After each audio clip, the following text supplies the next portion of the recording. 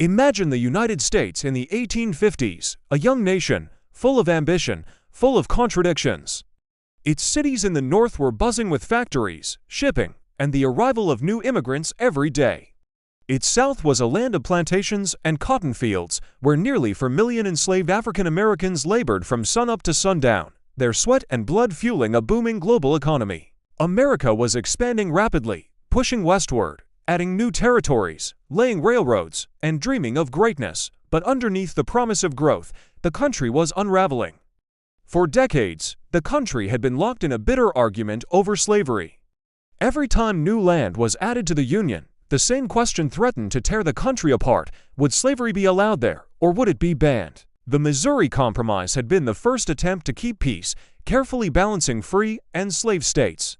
But as more and more land was added, Texas, California, Kansas, the compromises became harder to maintain. In Kansas, rival settlers fought and killed each other in a bloody miniature civil war that newspapers called Bleeding Kansas. And in 1857, the Supreme Court made the conflict worse with the Dred Scott decision, declaring that African Americans could never be citizens and that Congress had no power to ban slavery anywhere. To the South, it was a validation of their rights. To the North, it was proof that the federal government had been captured by what they called the slave power. The nation's divisions became even sharper in 1859 when a fierce abolitionist named John Brown led a raid on Harpers Ferry, Virginia, hoping to seize weapons and spark a massive slave uprising. The raid failed. Brown was captured, put on trial, and hanged. Too many in the South, Brown was a terrorist. Too many in the North, he was a martyr for freedom. By 1860, America felt like a powder keg waiting to explode. When Abraham Lincoln was elected president that November, without carrying a single Southern state, Southern leaders saw it as the final blow. One by one, Southern states left the Union, beginning with South Carolina, followed by Mississippi, Florida, Alabama, Georgia, Louisiana, and Texas. Together they formed the Confederate States of America, electing Jefferson Davis as their president. Lincoln had not yet even taken office when the secession crisis deepened. Federal forts and arsenals in the South were now surrounded by Confederate forces. The most famous of these was Fort Sumter, in Charleston Harbor. Lincoln faced an impossible choice: abandon the fort and accept secession, or try to hold it and risk war. In April 1861, he sent ships to resupply the fort. The Confederacy responded by opening fire before the ships could arrive. For 34 hours, Confederate cannons rained shells down on Fort Sumter until its commander was forced to surrender. No one died in the bombardment, but the war had begun. The reaction was electric. In the North, crowds gathered to hear the news, and Lincoln called for 75,000 volunteers to put down the rebellion. In the South, for more states seceded: Virginia, Arkansas, Tennessee, and North Carolina, bringing the total to 11. Both sides were convinced the war would be short. Some Northerners even brought picnic baskets to the first big battle at Bull Run, expecting a show. But what they got was a nightmare. The battle was chaotic, smoky, bloody. When Confederate reinforcements arrived and the Union Army broke and ran, civilians were caught in the stampede. The South celebrated its victory, but the battle was a grim revelation to both sides. This would not be a quick war. What followed was for long, terrible years. In the East, Union armies launched campaign after campaign to capture the Confederate capital of Richmond, only to be driven back again and again by the brilliant leadership of General Robert E. Lee and his right-hand man, Stonewall Jackson. In the West, Union forces under Ulysses S. Grant won early victories at Fort Henry, Fort Donelson, and Shiloh, battles so bloody they shocked the nation. In September 1862, the war reached a turning point at Antietam, near Shopsburg, Maryland. It was the bloodiest single day in American history.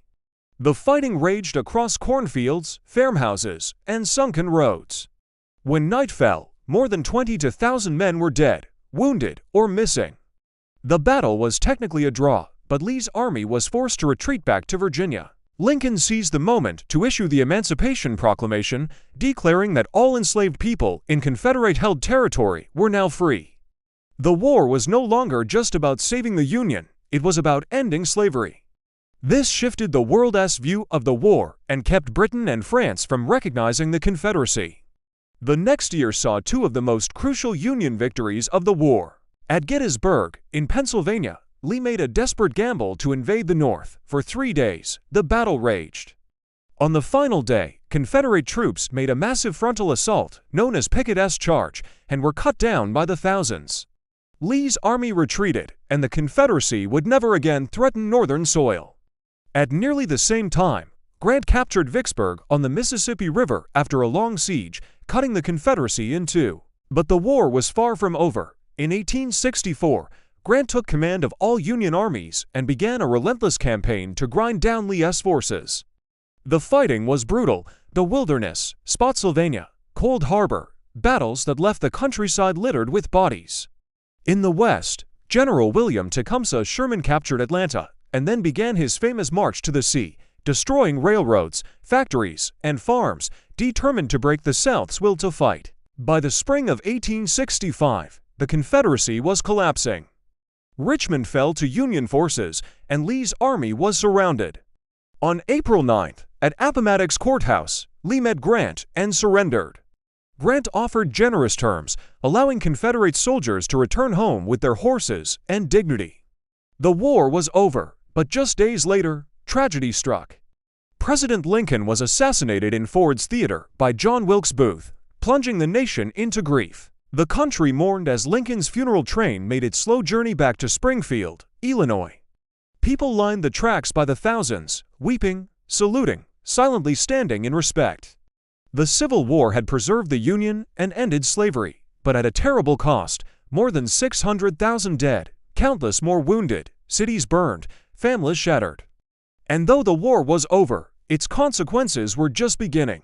The 13th Amendment abolished slavery, but questions of justice, equality, and reconciliation would take generations to answer. Even now, more than a century and a half later, the echoes of the Civil War are still with us. It asks us hard questions. What does it truly mean to be one nation? Was the war inevitable, or could it have been prevented? And what lessons can we learn from a time when Americans turned on each other, not just with words, but with cannon and musket fire?